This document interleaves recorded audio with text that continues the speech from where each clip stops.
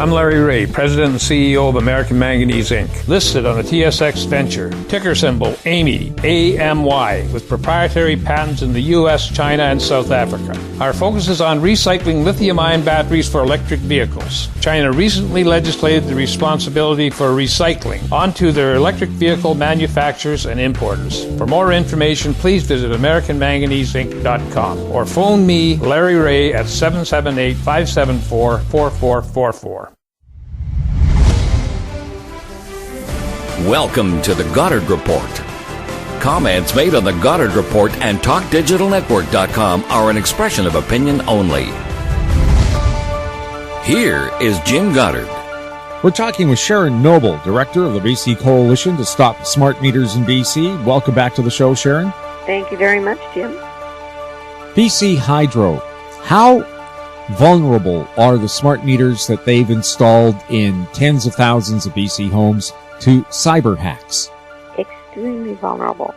This is something we've been talking about off and on, based largely on reports coming out from the United States from agencies like the FBI, the CIA, and Homeland Security, warning that cyber attacks are occurring, that the electrical grid is one of the major targets, and that the smart meter is the easiest entry point.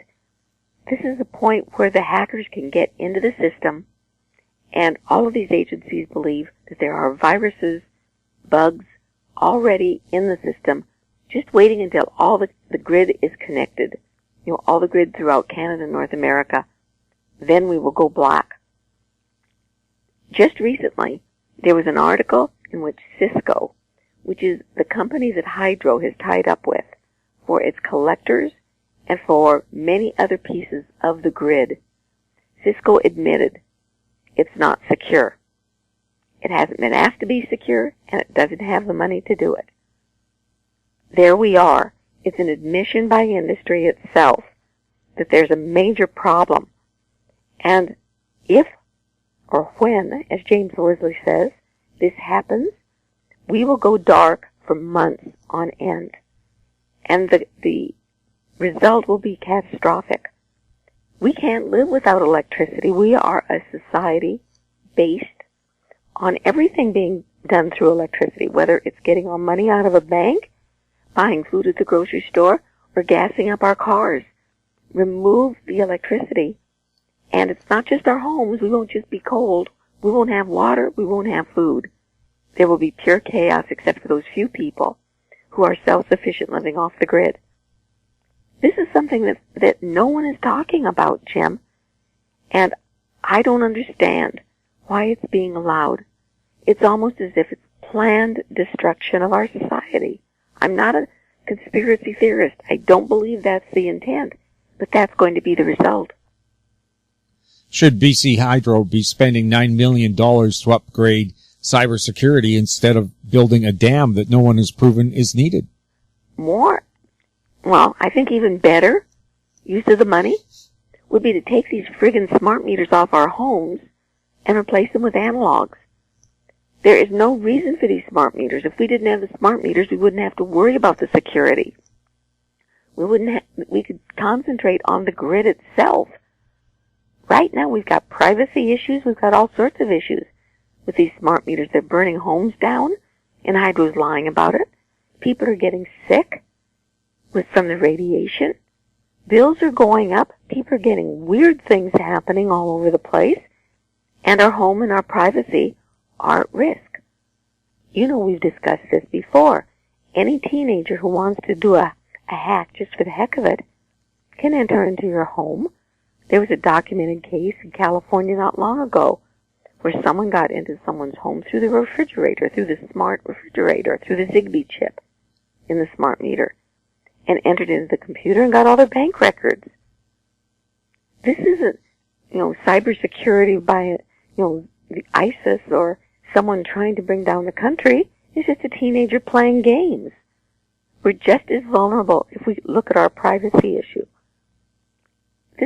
There's nothing that we should be doing. No, I disagree. We should not be spending $9 billion for the security. We should be taking this thing off our homes, and if we need to have better distribution for for electrical conservation, then let's look at that. Let's look at going solar. Let's look at going with wind propulsion. These meters are not green. I don't care what the Green Party says. It's not green. Nowhere has there been any reduction in utilization. Nowhere has there been any cost savings. In fact, quite the contrary. As you know, Ontario has had its second rate increase in the last 6 months, and they've had smart meters now for 9 years. Why is Ontario hiking the rates? Because they can't make any money from the smart meter program.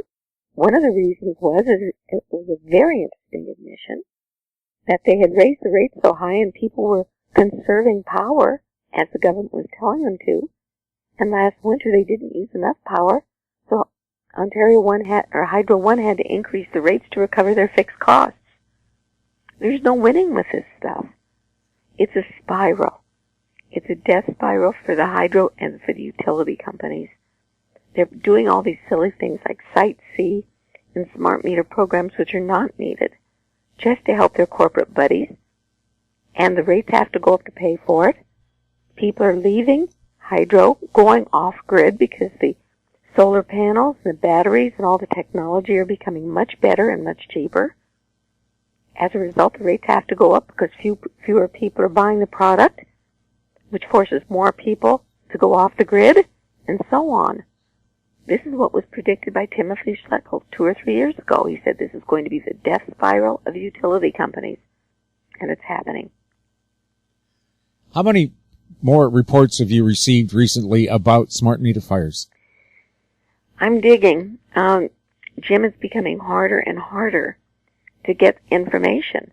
There's a real cone of silence, but I'll tell you what's happened.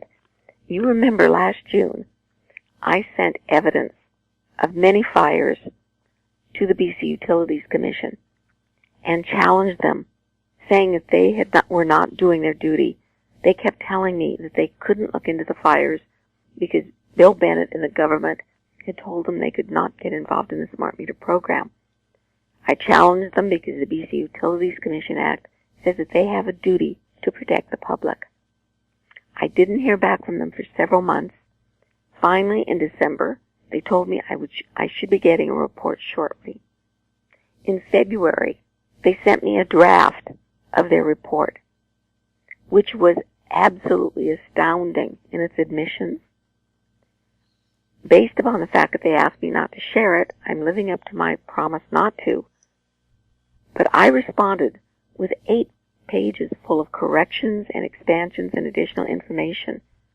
They said that they would be amending the report shortly. As of Monday of this week, I was told they don't know when the report is going to be out. I believe they're stifling it. And I am now preparing my version of the information that I sent to BCUC. The admissions were awful. They said they agreed that everything I had charged was true. No one is tracking fires.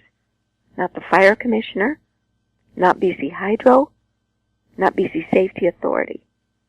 No one is. And everyone is hanging their hat on that ridiculous report by Len Garris, the former head of the Fire Chiefs Association, who was paid $15,000 to regurgitate the annual report of the Fire Commissioner, which was incomplete, inadequate, and without meaning, without any substance. I showed them that reports are not coming in from fire departments as they're supposed to in many instances. The fire departments have had their budgets cut. They've been told not to worry about fires unless they're arson. If they're not arson, if they come to the conclusion it's not arson, don't spend a lot of time. So the reports are coming in by and large either late, missing the annual report entirely, or they're saying it's undetermined. They don't have the people or time to investigate, so it's coming in undetermined. And so Len Garris is saying, see, this proves that the smart meters aren't causing fires because there are fewer fires being reported. There are fewer fires being reported because they're just not being reported. It's not that they're not happening. They're just not being reported. And furthermore, Hydro is removing the meters from the scenes of fires. And in this report, Everyone says, oh, it's illegal. Yes, it is illegal. But 15% of the reports that I've received have meters missing by the time the inspector gets there. That's a heck of a lot of missing meters. It's a heck of a lot of instances where the laws are being broken, if you ask me. And no one's doing anything. The response was from BC Hydro, or BC Utilities Commission, in this draft was, oh, well, since Len Guerra says that there's been no major fires or fewer fires, I guess everything is okay. Despite the fact, BC Hydro admits it's not tracking fires. It admits the fact it takes the faulty, burned meters and does nothing with them. This is outrageous. And I am furious that BCUC is stifling this report. I told them 3 weeks ago that if they were not releasing this report, I was releasing my share of the information that I'd given them. And I'm going to be doing it. I'm currently working on it and should have it out in the next week or so. Well, they haven't kept their end of the agreement. No, and they've had this information since last June. It's been nearly a year. People deserve to know the truth. These things are dangerous. They're defective. They have design flaws that the industry has acknowledged. They shouldn't be on our homes. And I have challenged the NDP to take action. The NDP, John Horgan and Adrian Dix, time and time again, have never mentioned any of these dangers. Their only complaint is that they're too expensive. Yes, they're too expensive. Hydro paid more than any other company in North America for this system. But we can get our money back if you demand a recall. These are defective products. Itron knew years before Hydro signed the contract that these meters are dangerous and would burn. And they're not working efficiently. They're running fast. They're defective in many ways. They're dangerous cybersecurity risks. There's so many problems with these things. We should never have had them in the first place. And I call on people to talk to your MLAs. Demand a recall. We should be getting our money back, our $1 billion that's spent already, and much more that will be spent. Hydro told the BC Utilities Commission and the government that the life expectancy is at least 20 years for these things. They're plastic pieces of junk. The industry itself, before the U.S. Congressional Committee, admitted that it's more likely 5 to 7 years. And constant upgrading, constant maintenance, as any computer person knows, the money is going down the drain and we'll never recover it unless we do an official recall of these things. Other places have done it. Why can't we? Can you name any of those places? Saskatchewan, areas of Florida, Portland, Oregon, places in Arizona, Pennsylvania. Yep. Most of the action is taking place in the U.S. Ontario recalled a few. Saskatchewan recalled them, their census meters, because they burned. They had 8 failed meters, a couple of fires. They recalled theirs. We've had many more fires and failed meters here in British Columbia, and no one's even acknowledging it. They just ignore it and hope that we'll go away. We'll have more with Sharon Noble right after the break. I'm Larry Ray, President and CEO of American Manganese Inc., listed on a TSX Venture, ticker symbol AMY, A-M-Y, with proprietary patents in the U.S., China, and South Africa. Our focus is on recycling lithium-ion batteries for electric vehicles. China recently legislated the responsibility for recycling onto their electric vehicle manufacturers and importers. For more information, please visit AmericanManganeseInc.com or phone me, Larry Ray, at 778-574-4444. In Goddard we trust.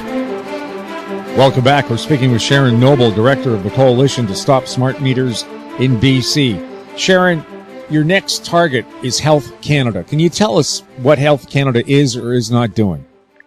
Health Canada, as people probably believe, is the agency that's responsible for ensuring that the products we have are safe. That, they have eventually warned people about smoking and asbestos. They've been very lax. They have a history of being very, very late in warning the public about dangers. And we are now starting a campaign to charge Health Canada with criminal negligence. They have been told for the last decade or more that microwave radiation from wireless devices, such as cell phones, cordless phones, smart meters, is dangerous, especially to children. They fail in warning the public. We have had, I helped organize a committee in 2010 with experts from around the world who met with HESA, the subcommittee of Parliament, who is responsible for overseeing Health Canada. And after several days of committee meetings, HESA told Health Canada to clean up its act, look at what it was doing, updating its information, start keeping track of how many new cancer cases were being caused and were related to use of cell phones, for instance. Nothing happened. Another review of Safety Code 6, which is the standard that Health Canada uses and industry is supposed to follow, is the worst in the world. And about 2 years ago, another review was done. Health Canada brought in industry people with biases. We challenged them. A couple were kicked off the panel. One resigned under disgrace because of biases and conflicts of interest. The chairperson, Daniel Krusky, did. The result was they wouldn't tell us what studies they were reviewing. They wouldn't tell us the basis for the people who they had hired to look at the reports from the Royal Society. They had people with no experience. For instance, they had a person from Holland, I think it was, who's an expert on head damages, in accidents.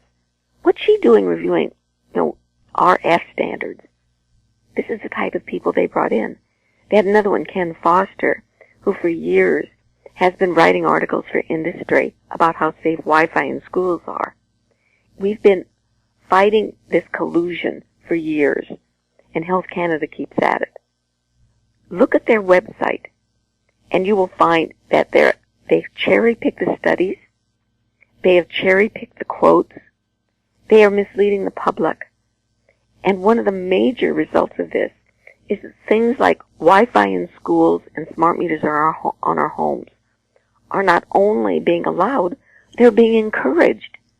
Our health authority, Dr. Perry Kendall, is telling parents and teachers that Wi-Fi is safe, that there's no problem. He's telling Hydro that smart meters are safe, that there's no radiation problem coming from these things. And that's wrong. Perry Kendall knows it's wrong. We've sent him all this information too, and we've challenged him. But he hides behind Health Canada. This is what they're allowed to do. Health Canada is dangerous in its ineptitude. It's dangerous in its bias.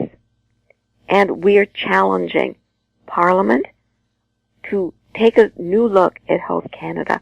We're challenging Pierre Trudeau as our How about Justin Trudeau as our new Prime Minister, to look at things with a new light, with new eyes, and see that these people, these bureaucrats, are insidious.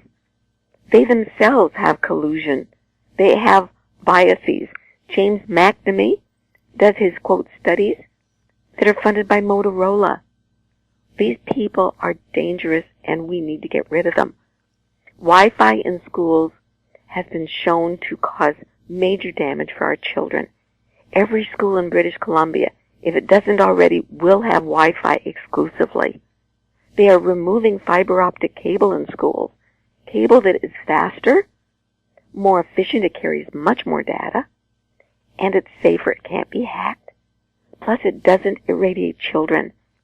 They are replacing these things with industrial-grade modems in every classroom. Teachers are becoming sick.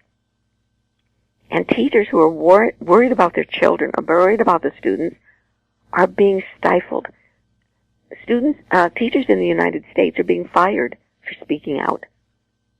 There was a teacher recently in Rhode Island who had made many presentations before her school board. She was recently fired and told that she had no right to speak out about these things. We now have several brave teachers in Canada who are stepping forward threatening their jobs, threatening their livelihood for the sake of their children. These teachers need to be applauded and supported. They are doing what school boards should be doing. The school boards are using Perry Kendall and Health Canada and saying that, nope, it's safe. These school board members should be told, and they need to be told, that they themselves are at risk of being sued. They have information showing that these Wi-Fi modems, this exposure to what they call 21st century technology, is dangerous. Our children are most vulnerable. Their bodies are growing. Their skulls are thinner. Their DNA is being damaged. They will live with this for the rest of their lives. And the school boards could stop it. They have the information, but they're not doing their jobs. Their insurance, their director's insurance, protects them from being sued so long as they are acting in good faith. But once they've been told about dangers, and they are ignoring those dangers, and doing nothing to protect the children, I believe they're leaving themselves open to being sued. Children are becoming sick. I've heard from many parents and grandparents whose children are coming home with nosebleeds, migraines, sick at their stomachs because of Wi-Fi in the schools. And the schools are saying, well, take your children out. Take them to a school without Wi-Fi. There are very, very few schools without Wi-Fi now. I know of one poor grandmother who is taking her grandson 40 minutes each day to sit in a school without Wi-Fi. But now the school is getting Wi-Fi, and he is now being put in a basement room by himself. He's 11 years old, sitting there by himself all day, every day. The teacher comes down periodically to see if he needs any help, has any questions, and then he sits the rest of the day by himself. This is cruel and unusual for a child to be treated like this, all because he's sick. I think that parents need to side with these teachers. They need to join with us and write to Health Canada and write to your parliamentary member, write to Justin Trudeau, and encourage that Health Canada be seriously investigated. I wrote last night. Jerry Flynn has written an amazing letter, and many teachers are now writing, asking for Health Canada to be held criminally responsible for misleading public authorities and parents on the safety of radiation from smart meters, from Wi-Fi, from cell phones. You said you hoped the new Prime Minister would do something about it. He's just hired or going to hire nearly 200 scientists for fisheries and oceans to make up for cutbacks. The government's saying they want real information on what's happening with our coastlines and fish. Will they do the same for Wi-Fi? In fact, I read a court document saying that the government is going to apply the precautionary principle to salmon. I'm not saying that's wrong. I think that's wonderful. It's with regard to salmon farms. Don't our children deserve the same consideration? The precautionary principle says that if you have reason to believe that there is harm that can be done, we shouldn't have to wait for proof to take action. There has been so much evidence. There are thousands of studies showing how dangerous this is by independent scientists around the world for decades, from the military, from 40 and 50 years ago. What more do we need? Do we need to have bodies piling up, as some of the scientists are saying? Please, let's not wait that long. Sharon, you're the one who pointed out Britain banned a certain frequency of radiation from radios after it was found that they were causing cancer amongst the military in the British Army, and yet cell phone companies in Vancouver are allowed to use that same frequency. Yeah, it's called Tetra, T-E-T-R-A. It's a device that was used for a very short period of time, and then Barry Trower did some studies on it. He's a past MI5 person in the British government. He did some studies and concluded that the cancer rates among first responders, firemen, policemen who were being exposed to it had tripled or doubled, an amazing increase in cancers. Yet now it's being used in Canada and in North America. In fact, the U.S. asked Canada if we would test it. And if we can live with it, then they'll use it down in the U.S. We're being the U.S.'s guinea pig on it. Yes, it's very dangerous, and these tetra antennas are being put in the midst of cities. They have to be, so that they can reach firemen and policemen and first responders. It's called tetra, and I don't recall what the frequency was, but anytime you see that word, tetra, you will see that it's in the middle of the city, it's very dangerous, and they should be removed. Our entire environment is being permeated with wireless devices. TELUS is putting them up on poles outside homes. Hydro is putting the collectors outside homes. Every pole, if you go down and look at the poles along the easements now, along streets, they don't just hold street lamps anymore. They've got dozens of things hanging on them. And most of these things are wireless transmitters for Wi-Fi, for cell phones, and who knows what else. The companies won't tell us why. For instance, the collectors that Hydro puts up has at least 6 transmitters in them. Why do we need so many transmitters in these things?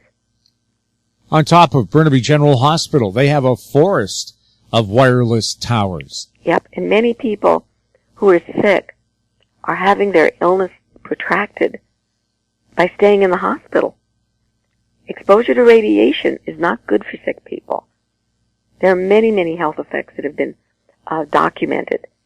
And I know of a fellow who went into a hospital because he had a glioma that was caused by exposure to radiation at work. He had a brain tumor. And he got worse as he was in the hospital. He was operated on, and he would go home for a while and he would start recovering, but he'd have to go in for another operation, and he would get worse. Your blood coagulates. You have many other factors. There are so many things that happen. I can't even list them all. From radiation exposure, nurses are now carrying around wireless computers. They're having to wear pagers, as are doctors. Everyone in the hospital now is being exposed to high levels of radiation from wireless devices. The babies, from the moment that they're conceived and through the periods that they're spending in hospitals, are being exposed. We have no choice. That's why we have to crack down at the top level. Health Canada is allowing this to happen. Without Health Canada saying it's safe, we wouldn't have to do this.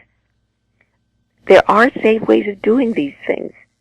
The industry has always, when faced with an obstacle, whether it's asbestos or tobacco, or whether it's pollution in water, has come up with a way of making money by coming up with a safer product. Airbags in cars. People didn't want to wear seatbelts. But we've adjusted ourselves to that. It's a new way of life. The same thing could happen with wireless devices. Whether it's using Li-Fi, which is now being tested in some places, which is using light instead of radiation. There are many different things that the industry could do. Let's challenge them. Say, no, we're not going to allow you to put Wi-Fi in school. Find a better way. We're not going to allow you to put smart meters on homes. Find a better way. They'll do it. They just don't want to do it because wireless is cheaper. It's easier. Sharon, is there a website people can go to find out more information on these subjects? Yes, Jim. We've got 2 of them. The one with smart meter with fire issues and things like that is www.stopsmartmetersbc.com. And the one with the health issues is www.citizensforsafetechnology.org. Sharon, thank you very much for chatting with us. It's been my pleasure, Jim, as always. My guest has been Sharon Noble, Director of the Coalition to Stop Smart Meters in BC. You're listening to the Goddard Report on TalkDigitalNetwork.com. Find us on Twitter at TalkDigitalNet. Our YouTube channel is Talk Digital Network. Comments or questions for the show can be sent to info@howstreet.com. Thanks for listening. I'm Jim Goddard. Comments made on the Goddard Report and TalkDigitalNetwork.com are an expression of opinion only. The Goddard Report is available online and mobile at TalkDigitalNetwork.com. The Goddard Report is a production of Howe Street Media Incorporated.